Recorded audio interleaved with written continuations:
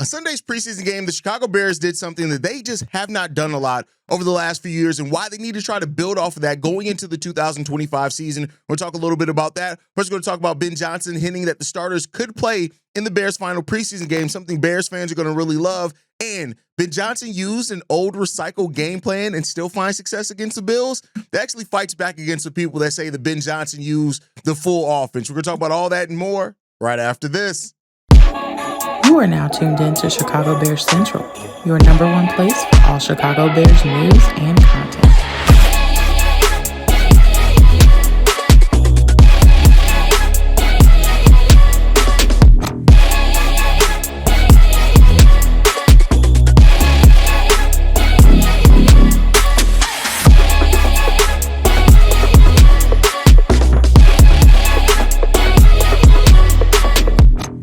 What's going on, Bears fans? Welcome to another episode of Chicago Bears Central, your number one spot for everything Chicago Bears related. I'm the host there, Hayes, but more importantly, you guys can follow the channel at Chi Bears Central on every social media platform we happen to be on. With that said, let's go ahead and get into this content for today, y'all. And the Chicago Bears did something on Sunday that they have not done a lot. The Bears were 0-17 in scoring touchdowns on opening drive during the 2024 season. That means that we did not score a single touchdown on any opening drive at all last season. And they only scored 6 total points on such possessions, which was dead last in the NFL. Now, we all know the Chicago Bears have a lot that they need to continue to show and work on before we're ready to say exactly what they're going to be in the regular season. But there's no doubt about it that Ben Johnson has this team ready to go. They has this team with the right mindset as far as that. Now, the success may change via the teams that you're playing against. We're going to see that. For what it's worth, Ben Johnson said this.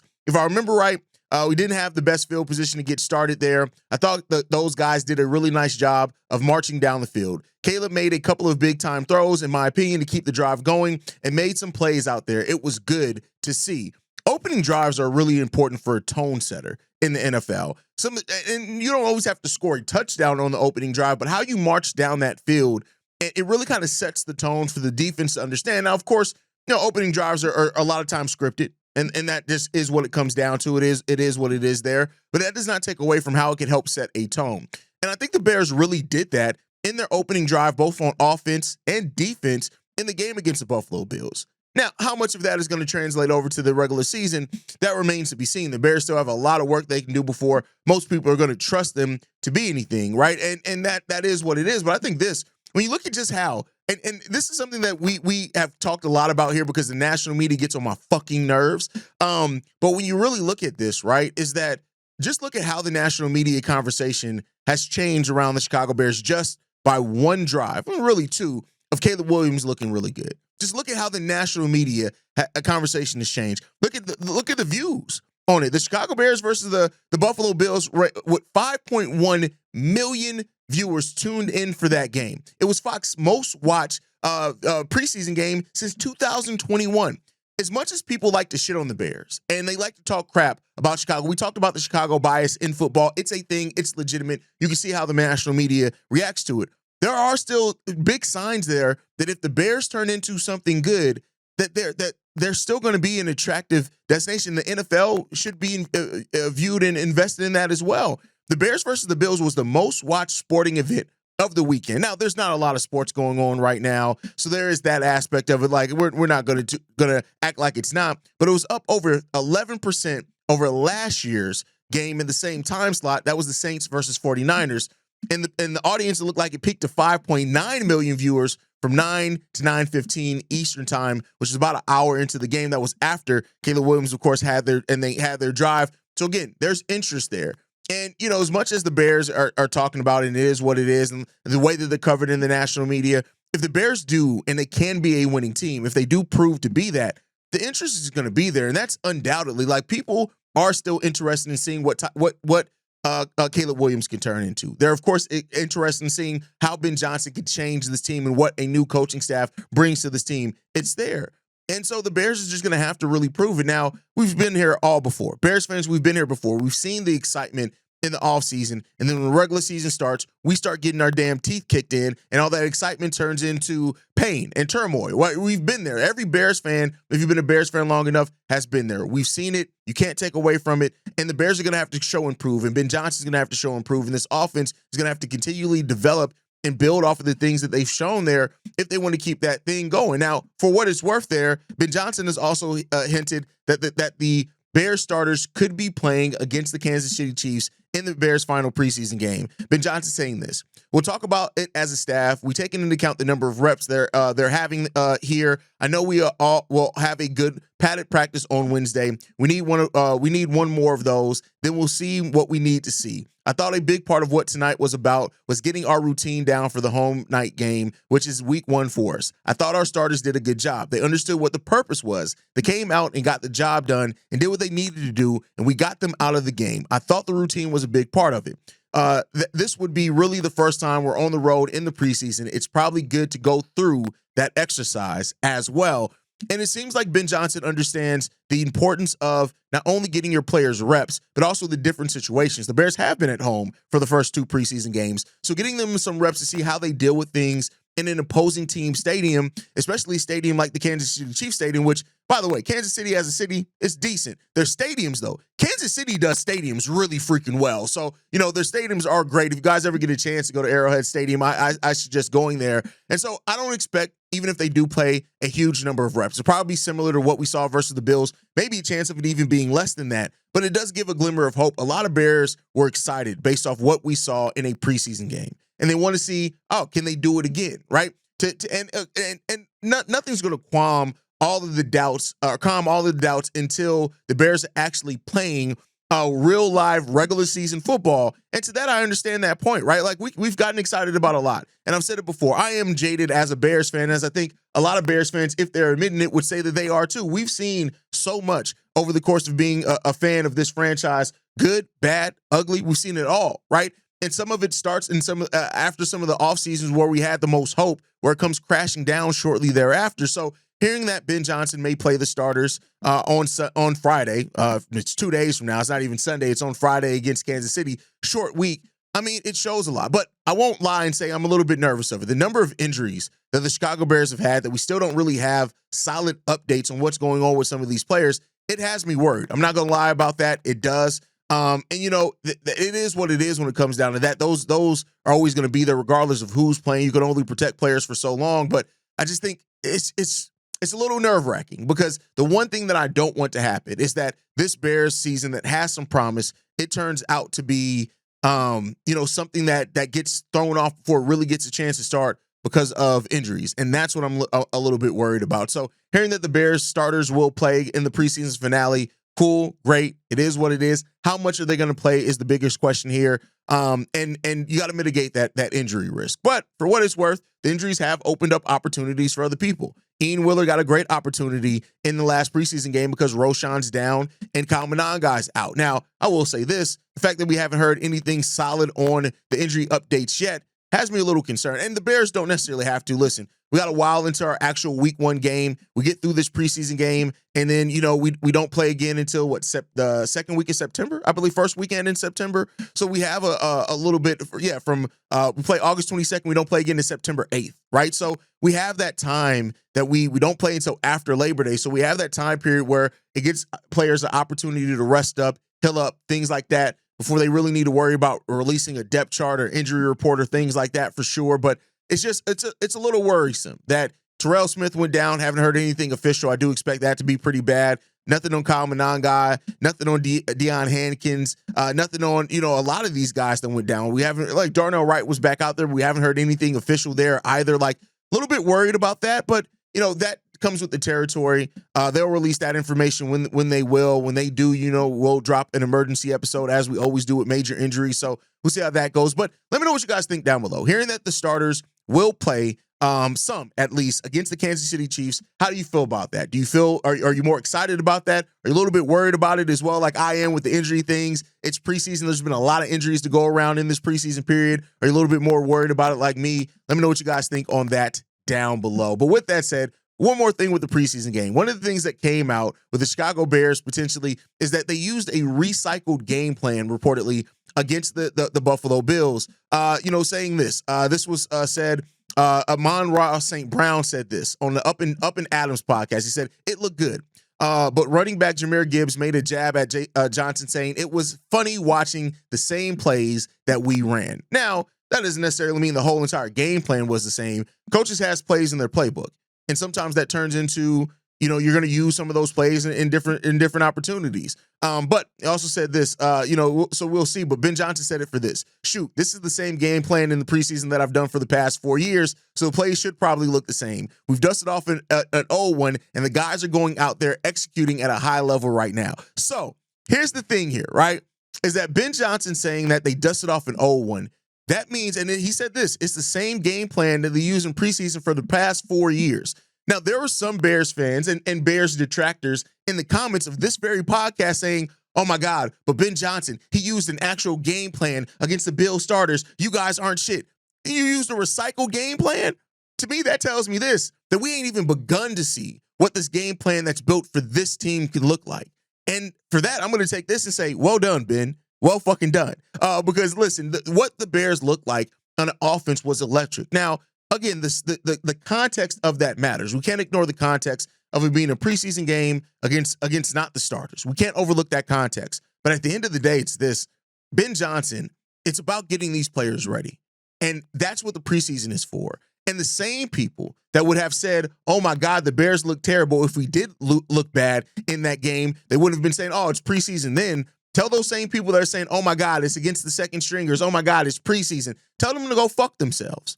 To be quite frank, tell them to go do that. Because at the end of the day, what preseason is for is about getting things ready. And if you are too stupid to understand the fact that what you're looking at isn't necessarily just the results, it's the process. And if you're too stupid to realize that, hey, thematically, Caleb Williams under center more. We also got them under, we made the quick throws. If you're too stupid to realize that, don't talk football with people who actually understand and grasp the game of football. Stay home, play your Madden, be an armchair quarterback, and shut the fuck up.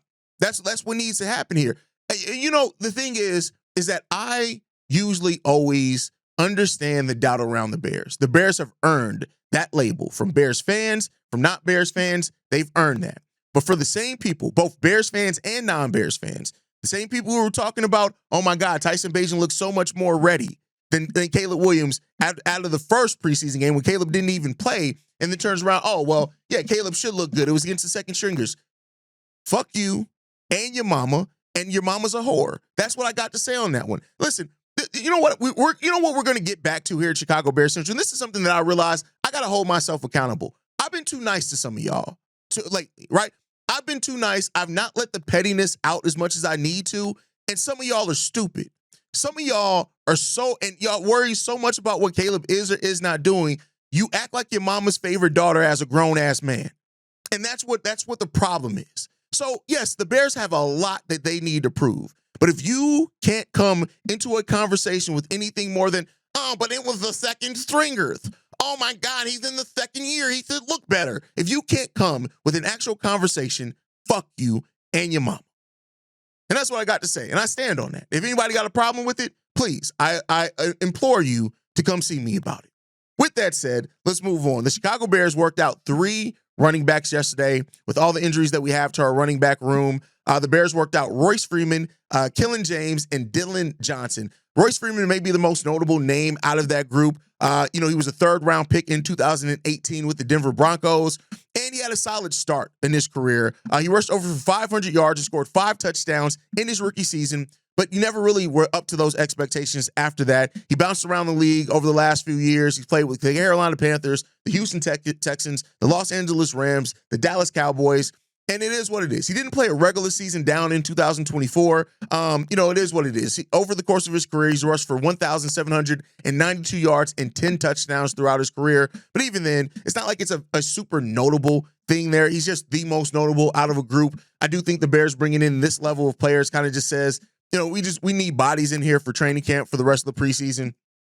Maybe look at that. Then you turn around and look at Killen James as well. There's a running back who was in the 2025 NFL draft. He spent 3 seasons at Central Arkansas.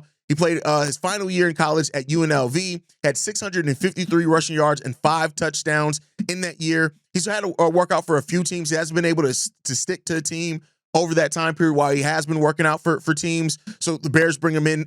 Again, not necessarily something that's a big thing there. And then the last guy, Dylan Johnson as well. This is a guy who came in as an undrafted free agent in 2024. He played with the Tennessee Titans. Also spent some time with the Carolina Panthers last season on their practice squad. He hasn't appeared in a regular season NFL game yet. And so, these tryouts come after injuries to the running back room. Kyle Monangai, Deion Hankins, Roschon Johnson all out. DeAndre Swift isn't playing in the preseason. So, you ran into that one. The Bears are really shorthanded right now. So that's going to leave up to Ian Willer, Travis Homer, if DeAndre Swift and Travis Homer are unavailable for Sunday's game. Roschon's out with a foot injury. Luckily, it's not a concussion. Kyle Monangai missed it with the injury that they haven't disclosed yet, and Deion Hankins left the game. So we got some serious injuries there. Britton Brown, though, and Ian Willer both got opportunities, and they look pretty good. Britton Brown just signed with the team a week ago. He's already playing, had a nice impact in that preseason game. So we'll end up seeing what happens with the running back room. Overall, not too worried about it. Whatever comes of it, comes of it. Adam Schefter, though, to end the last topic of today, Adam Schefter is talking about the Micah Parsons thing, and has talked about the relationship, of course, between the Dallas Cowboys and Micah Parsons. And is he going to be available? Now, we talked yesterday about Trey Hendrickson, the fact that the Bengals want a young defensive player and a first-round pick. We talked a little bit about could the Bears match that? Should they match that is the question when it comes down here. With Adam Schefter saying that the Micah Parsons and the Cowboys have not spoken in months, it is what it is. He is under contract with the Dallas Cowboys. We'll see what happens there. But it does seem like this thing is headed to a split between Michael Parsons and the Dallas Cowboys. Now, when it comes down to, are the Bears all willing and ready to offer what it takes to land to Parsons? And I don't think so. I don't think they're willing to give up those assets. It's going to take a ton of money. It's going to take decent assets to get him as well. And you look at what the Bears did when they got Khalil Mack. I think that's something similar you're probably looking at with an opportunity when it comes down to that. It's similar to Khalil Mack. Now, Khalil Mack came in here and had a good run. I love Khalil Mack as a Chicago Bear. We ended up moving on from him because the place of the franchise wasn't really at the place where what we were paying him was worth it, considering we were going into a rebuild. Micah Parsons is an absolute dog. I think everybody knows what Micah Parsons would be. And, my boy Darius from Dallas has talked about that before and left in that voicemail as far as what that would look like for the Bears. If the Bears were to get Micah Parsons, it signifies you're getting somebody, you're trying to aim for the NFC title at that point. That's what you're trying to aim for. You're not just aiming for to make the playoffs as a wild card. You are aiming to try to win at least the NFC North and aiming to see what you can do in the overall NFC. Now, at 26 years old, younger than Trey Hendrickson, of course, and still a very productive player. You look at him; he hasn't had the least amount of sacks that he's had in his career is 12, and that was just last season. That's the least amount of sacks he's had. Adding that to the Chicago Bears, being able to put that on the opposite side of Montez Sweat is amazing. It's huge. The question comes down to the assets that the Chicago Bears would have to give up to get a guy like Michael Parsons in, and that's where I've always had the question on if the Bears would be willing to do that at this stage where they're at right now. It would signify that they are very confident in where this team already is, right? And I just look at some of the questions. We still have questions on the running back of the future, right? Still have questions on the linebacking core, especially with Tremaine Edmonds and him being inconsistent, being much better under Dennis Allen. But I don't think we're ready to say yet if that's going to be a consistent thing yet, right? So the Bears have a number of positions that they could possibly still need to address in next year's draft. Giving up what's needed to get Micah Parsons would be pretty major when it comes down to it. So, we'll see what happens. Now, for what it's worth, Adam Schefter did say that the split between Parsons and the Cowboys could come this year. It could come next year in the offseason after Dallas franchise tags him. So it could come that as well. So there's a number of still options here that could lead to not being that they move him right now. But I'm saying this. The Bears should be at least making the call. They should be seeing what it would take, what Dallas is interested in this roster, and what it would take to get Michael Parsons. The call can't hurt anything. Now, based off what that call entails and what comes out of that, then you can make your decision on if the risk is worth it as far as giving up the assets to get Michael Parsons in the door in Chicago. I've said it multiple times. While I have some questions and some concerns over what it would take to get Micah. If the Bears did it, I'm not going to be mad. Why would you be mad at the Bears possibly acquiring Michael Parsons? That's how, that's the type of big swing that you want to see your franchise take. But as I've said before, making the big swing too early can end up biting you in the ass. And that's what the Bears have to worry about in a case like this. And we'll see if they can avoid that, right? But, there's going to be a lot of teams that if they officially make Michael Parsons available, there's going to be tons of callers. It's going to be a bidding war in a lot of ways. And I just don't know if the Bears are at the place to where, I'm not saying that they couldn't win the bidding war. I mean, who knows? The Bears can put on young defensive players on the table. They have picks that they can put on the table. They have those type of things that they can put on the table if they decide to do so. They can match the salary. If they don't want to absorb it all, which would be difficult for them, they can do things like that. I just don't know if right now is the time to push those chips in. But hey, as I've said, and I'm going to maintain, if they do it, I'm going to be excited. I just, as a fan, taking a step and looking back, I'm a little bit worried about giving up and going all in right now, because that to me is an all-in move. That's just the way that I view it. Maybe, and not saying everybody got to view it that way. If you have a difference of opinion, I'd love to hear it. But it does feel like an all-in move to me. So we'll see what happens there. But guys, let me know what you guys feel on everything down below. Make sure you guys are following us at Bulls Central Pod. You send us any feedback, questions, comments, concerns, bullscentralpod@gmail.com. Lastly, if you want to leave a text message and our voicemail for the mailbag, the number to do so, 773-242-9336. We are the #1 spot for everything Chicago Bears related. But that is thanks to you, lovely and beautiful people. And like I like to end every episode on, Chi-Town up, but Bear down. I love you guys. Peace, y'all. This has been a presentation of the Break Media.